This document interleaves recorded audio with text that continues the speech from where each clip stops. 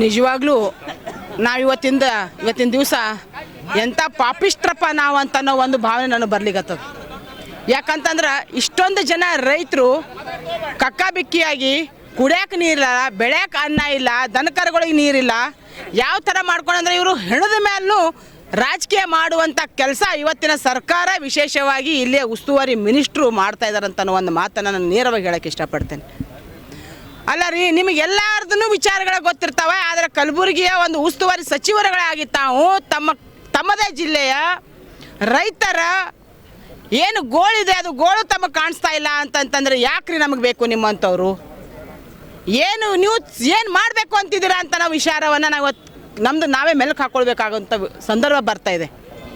ಇಷ್ಟೊಂದು ದೊಡ್ಡ ಮಟ್ಟದ ರೈತರು ಬಂದು ಪ್ರತಿಭಟನೆ ಮಾಡಿದ್ರೂ ಕೂಡ ಇಲ್ಲಿಯ ಜಿಲ್ಲಾಧಿಕಾರಿಗಳು ಬರದೇನೆ ರೈತರಿಗೆ ಇಷ್ಟು ಅಸಹ್ಯ ಮಾಡ್ತಿದ್ದಾರೆ, ಒಂಥರ ಇರ್ರೆಸ್ಪೆಕ್ಟಿವ್ ಮಾಡ್ತಾ ಇದ್ದಾರೆ ಅಂತಂದರೆ ನಿಮಗೆ ಇದರದ ಯಾವ ಥರದ ಅಧಿಕಾರಿಗಳನ್ನು ನಮ್ಮ ಕಲಬುರಗಿಗೆ ತಾವು ತಂದಿದ್ದೀರಿ ಅಂತ ಅನ್ನೋ ಒಂದು ಮಾತನ್ನು ನಿಜವಾಗ್ಲೂ ನಾನು ನೇರವಾಗಿ ಇಲ್ಲಿಯ ಉಸ್ತುವಾರಿ ಮಿನಿಸ್ಟ್ರಿಗೆ ನಾನು ಮಾತಾಡಬೇಕಾಗುತ್ತೆ.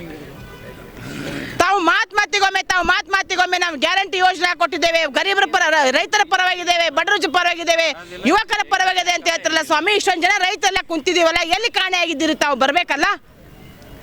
ಇವತ್ತಿನ ದಿವಸ ಬರಗಾಲ ಆಗಿ ಮಳೆ ಬರ್ದೇನೆ 1.5 ತಿಂಗಳಾಯಿತು, ಇನ್ನೂವರೆಗೂ ಒಂದು ಹನಿ ನೀರು ಕಂಡಿಲ್ಲ. ಒಂದು ದಿವಸ ಆದರೂ ಹೌದಪ್ಪ ನನ್ನ ಜಿಲ್ಲೆಯ ಜನ ಅಲ್ಲಿ ನಾನು ಅನ್ನ ಉಣ್ತಾ ಇದ್ದೇನೆ, ಅವರಿಂದ ನನ್ನ ರಾಜಕೀಯವನ್ನು ನಾನು ಭವಿಷ್ಯವನ್ನು ಕಾಣ್ತಾ ಇದ್ದೇನೆ, ನಾನು ಅಲ್ಲಿ ಹೋಗಬೇಕು, ನಮ್ಮ ರೈತರ ಪರವಾಗಿ ನಿಂತ್ಕೋಬೇಕು, ನಾನು ಅವ್ರ ಗೋಳ ಕೇಳಬೇಕಂತ ಒಂದು ಮಾತನ್ನು, ಒಂದು ವಿಷಯವನ್ನು ಕೂಡ ತಮ್ಮ ಗಮನಕ್ಕೆ ಬರ್ತಾ ಇಲ್ಲ ಅಂತಂತಂದರೆ ಇನ್ನು ಮುಂದೆ ನಾವು ಕಲಬುರಗಿಯಲ್ಲಿ ಪ್ರಿಯಾಂಕಾ ಖರ್ಗೆ ಹಟಾವ್ ರೈತ ಬಚಾವ್ ಅಂತ ಒಂದು ಆಂದೋಲನವನ್ನು ಖಂಡಿತವಾಗಿ ನಾವೆಲ್ಲ ರೈತ ಮುಖಂಡರು ಹಾಕೊಳ್ಬೇಕಾಗುತ್ತೆ ಅನ್ನೋ ಒಂದು ಮಾತನ್ನು ಕೊಡ್ತಾ ಹೇಳ್ತಾ ಇದ್ದೇನೆ. ಇನ್ನು ಮುಂದೆ ನಾವು ರೈತರ ಗೋಳನ್ನು ಸಹಿಸಲ್ಲ, ರೈತರ ಆತ್ಮಹತ್ಯೆಯನ್ನು ನಾವು ಸಹಿಸಲ್ಲ. ಇಮಿಡಿಯೇಟ್ ಆಗಿ ತಾವು 1 ವಾರದ ಒಳಗಡೆ ರೈತರ ಎಲ್ಲ ಸಾಲವನ್ನು ಮನ್ನಾ ಮಾಡಬೇಕು.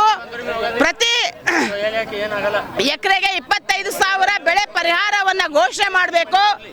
ಮಾಡದಿದ್ದೆ ಅಂತ ಸಂದರ್ಭದಲ್ಲಿ ಮತ್ತೆ ನಾವು ಇಲ್ಲಿ DC ಆಫೀಸ್ ಎದುರುಗಡೆ ಸುಮಾರು 1 ಲಕ್ಷ ರೈತರ ಜೊತೆಗೆ ನಾವು ಒಂದು ಉಗ್ರವಾದ ಹೋರಾಟವನ್ನು ಮಾಡಬೇಕಾಗುತ್ತೆ ಅನ್ನೋ ಒಂದು ಮಾತವನ್ನು ಹೇಳ್ತಾ ಕೂಡ ಇನ್ನು ಮುಂದೆ ಕಲಬುರಗಿಯಲ್ಲಿ ಒಬ್ಬ ರೈತ ಆತ್ಮಹತ್ಯೆ ಮಾಡಿಕೊಂಡಿದ್ದೇ ಆಯಿತು ಅಂತಂದರೆ ಇದಕ್ಕೆ ನೇರವಾಗಿ ಇಲ್ಲಿಯ ಸಚಿವರು ಮತ್ತು ಅಧಿಕಾರಿಗಳೇ ನೇರವಾಗಿ ಹೊಣೆ ಹಾಕ್ತಾರೆ. ನಿಮ್ಮ ಅಗೇನ್ಸ್ಟ್ ನಾವು FIR ಅನ್ನ ಎಲ್ಲರೂ ಪ್ರತಿಭಟನೆ ಮಾಡಬೇಕಾಗುತ್ತೆ. ಒಂದು ಮಾತನ್ನ, ಒಂದು ಎಚ್ಚರಿಕೆಯನ್ನು ನಾನು ತಮ್ಮ ಮಾಧ್ಯಮದ ಮುಖಾಂತರ ಹೇಳ್ತಾ ಇದ್ದೇನೆ.